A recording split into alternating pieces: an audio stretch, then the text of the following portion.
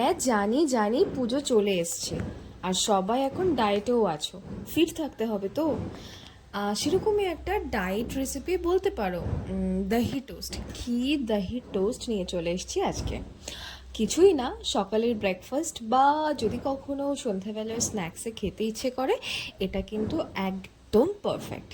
কিছুই না, জাস্ট টক দইটাকে একটু ফেটিয়ে তার মধ্যে যে বেসিক আমাদের রান্নাঘরের মশলা হয় সেগুলোকে অ্যাড করে দাও, দিয়ে ঘিয়ে দেখো আমি এখানে সর্ষের তড়কা লাগিয়ে সেটাকে একটু মিক্স করো। আর আমি না, কারি পাতা ছিল না তাই ওটা স্কিপ করেছি, তার পরিবর্তে ধনে পাতা দিয়েছি, বাট তোমরা কারি পাতাই দেবে, নাও দিতে পারো, ভাল লাগবে। দিয়ে তারপর প্যানে একটু ঘি গরম করে যে ব্রেডগুলোকে তুমি চুবিয়ে নিয়েছিলে দইয়ের ব্যাটারে, সেটাকে জাস্ট হালকা ফ্রাই করে নিতে হবে। নিয়ে ইচ্ছে মতো প্ল্যাটারে সার্ভ করো। আমার না আগের দিনের একটু left over Russian chicken salad ছিল, তো আমি সেটা দিয়ে সার্ভ করেছি।